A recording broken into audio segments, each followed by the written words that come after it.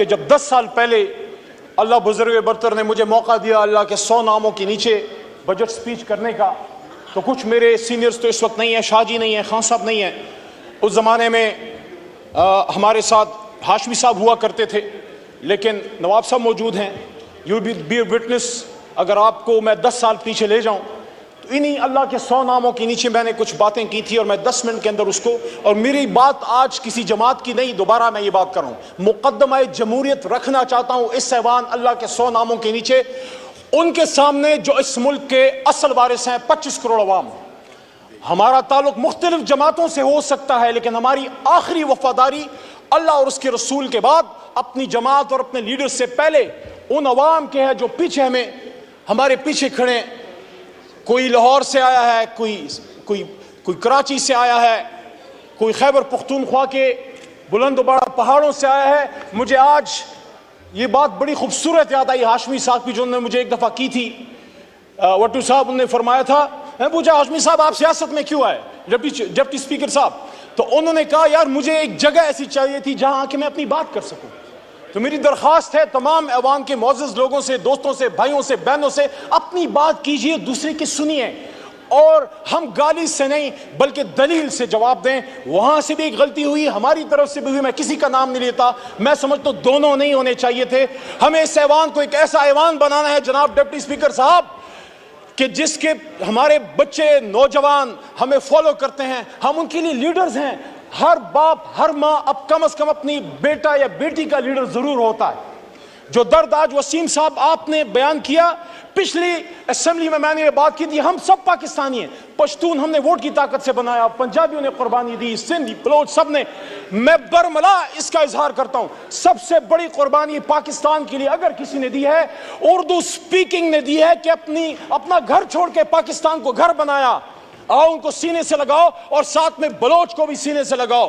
تو آج سے 10 سال پہلے ڈپٹی اسپیکر صاحب آپ کی فل توجہ آج مجھے چاہیے، آپ دیندار آدمی ہیں اور میں نے آپ کو ہمیشہ جائے نماز پہ اپوزیشن لابی میں دیکھا تھا۔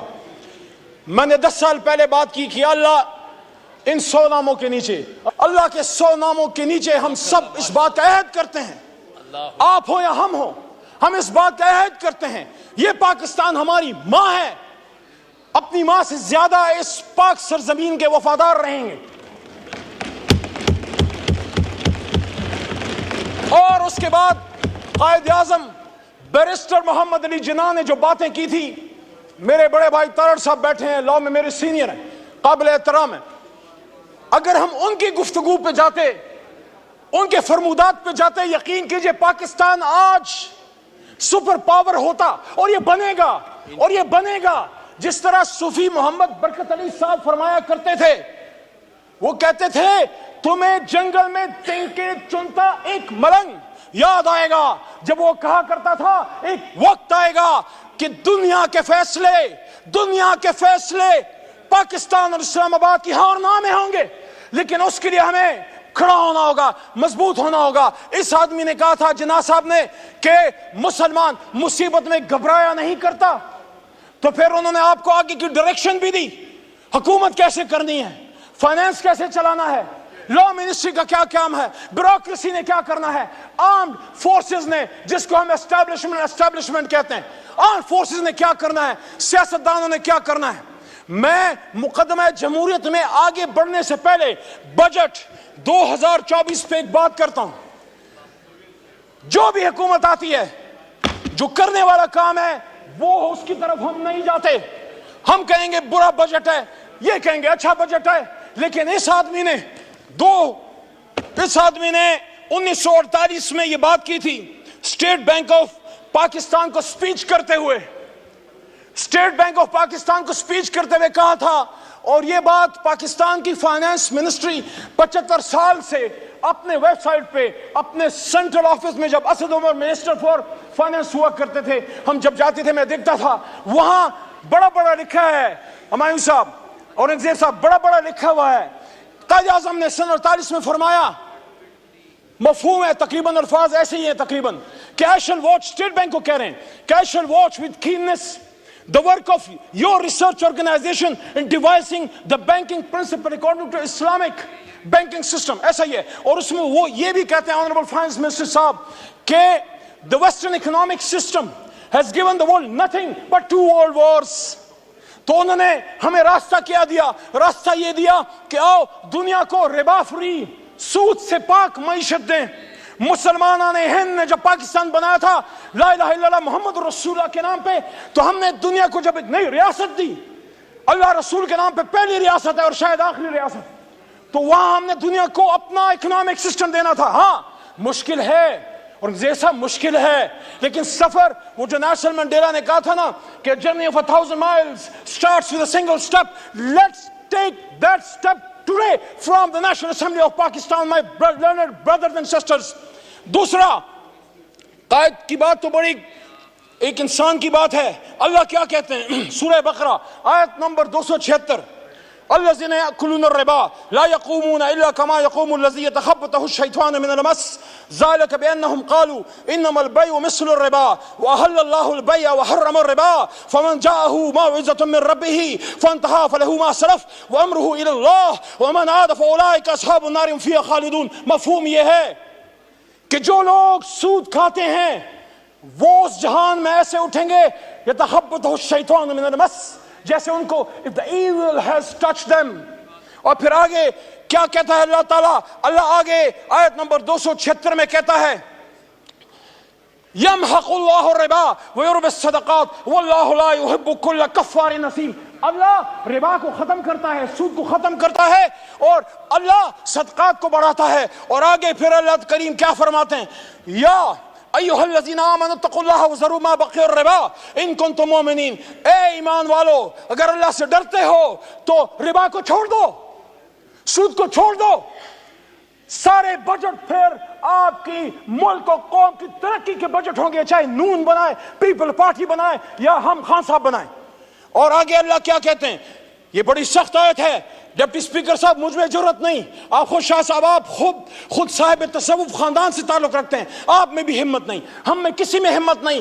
اللہ کہتے ہیں یا ایھا الذین آمنوا اتقوا اللہ وذروا ما بقی الربا ان کنتم مؤمنین فإن لم تفعلوا فاذنوا بحرب اللہ بحرب من اللہ ورسولہ وإن تبتم فلکم رؤوس اموالکم ولا تظلمون ولا تظلمون. اور جو کوئی سود کرے گا وہ اللہ رسول سے جنگ کرتا ہے. ہم میں ہمت اللہ رسول سے جنگ کرنے کی؟ 75 سال سے جنگ کر رہے ہیں، پھر کہہ رہے غربت کیوں ہے؟ میری بہن نے باتیں کی، شازیہ مری صاحبہ نے، میں ان کے بات کو سپورٹ کرتا ہوں. ایک ریاست اسلام، ریاست پاکستان ایک اسلامی ریاست میں صلاحیت ہونی چاہیے to take along the underprivileged people with you, the impoverished people with you, those people who need our support. ہر کوئی تو پیروں پہ کھڑا نہیں ہے، ہم نے ان کو اٹھانا ہے، سینے سے لگانا ہے. وہ مائیں جن کے بچے شہید ہو گئے، وہ بچے جو یتیم ہیں، وہ widows, what about them؟ ان کے لیے اس ریاست نے سینہ کھولنا ہے.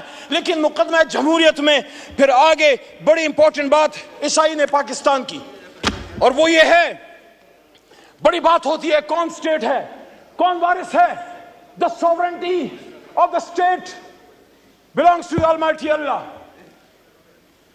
اور اس کو ایک سیکرڈ ٹرسٹ کے طور پہ 25 کروڑ نے استعمال کرنا ہے، اور the state will exercise its powers through the chosen representatives. Yes. Not through some organization, not through some department of the executive arm, not army, not ISI, not any other department. They are only the supporting arms. بہت ضروری ہے. جس طرح ہاتھوں کے بغیر آپ اپاہج ہیں، اپنی آرم فورسز اور انٹیلیجنس ایجنسیز کے بغیر آپ کچھ نہیں کر سکتے. But who will decide the policies؟ میرے آنریبل لا منسٹر صاحب، ڈاکٹر صاحب، آپ سے بھی مخاطب ہوں، سب سے مخاطب ہوں. قائد نے کیا کہا؟ 16 جون 1948 قائد نے سٹاف کالج کی سپیچ کرتے ہوئے کہا، مفہوم یہ ہے، الفاظ ادھر ادھر تھوڑے سے ہو سکتے ہیں، کہتے ہیں this is the legal position. قائد کہتے ہیں this is the legal position. The armed forces are the servants of the people of Pakistan. You do not make national policies. It is we the civilians who decide these issues, and you are supposed to fulfill those policies which are entrusted upon you. Quaid-e-Azam Muhammad Ali Jinnah, speech to Staff College of Pakistan, Quetta. تو میرے جناب deputy speaker صاحب، میں مقدمہ جمہوریت کے آخر کی طرف آتے ہوئے پوچھنا چاہتا ہوں، یہ عوام تو چن لیتی ہے، اس عوام نے تو چنا، لیاقت علی خان کو بھی چنا، کیوں اس کو چنا دیا گیا؟ اس کے قاتلوں کو کیوں فیسلیٹیٹ کیا گیا؟ جا کے ہسٹری پڑھو۔ آج اگر میرا لیڈر عمران خان کہتا ہے حمود الرحمان کمیشن پڑھو، اس لیے کہتا ہے کہ ایک الزام تو لگا بھٹو پہ، ادھر ہم ادھر تم کا، لیکن کیا کسی کو اصل حقیقت کا پتہ ہے کہ یحییٰ کا کیا کردار تھا؟ وہ یہ نہیں کہہ رہا کہ ایسے حالات پھر وہ خدا نہ کرے، معاذ اللہ، یہ ملک تا قیامت رہے گا، لیکن اس سے سیکھیں، اس سے سیکھیں۔ اس کو پھانسی چڑھا دیا دوسرے کو، بھٹو کو۔ آج میں یہاں بطور سیاسی کارکن ڈیمانڈ کرتا ہوں جناب ڈپٹی اسپیکر صاحب، پاکستانیوں کو بتایا جائے ایک ایسی خاتون جو کھڑی ہو گئی، اس کو لیاقت باغ میں جب شہید کیا گیا، قوم کو بے نظیر بھٹو کے قاتلوں کا اصل چہرہ دکھایا جائے، اس پہ جوڈیشل کمیشن بنایا جائے۔ D G I S P R صاحب، آپ کہتے ہیں judicial commission, yes we are with you, make a judicial commission on 9th May, we want to know who were the people who committed that folly۔ جس نے بھی کیا ہے، ہم میں سے ہے، کسی اور میں سے ہے، میرا لیڈر تو اس جیل میں تھا، حراست میں تھا، اس پہ جوڈیشل کمیشن بنائیں، لیکن جس نے کیا اس کو سزا دیں۔ میری بوڑھی ڈاکٹر یاسمین راشد کا کیا قصور ہے؟ آپ ہی کی طرح، ماں جی آپ ہی کی طرح کی وہ سینئر سٹیزن ہے، کرونا میں ہیرو ہے اس قوم کی۔ یاسمین راشد کے ساتھ ساتھ ہماری عالیہ حمزہ کا کیا قصور ہے؟ شاہ محمود قریشی کا کیا قصور ہے؟ ایک سینئر پولیٹیشن، پاکستان کے لیے جدوجہد کرنے والا، ریمنڈ ڈیوس کے معاملے پہ استعفیٰ دینے والا۔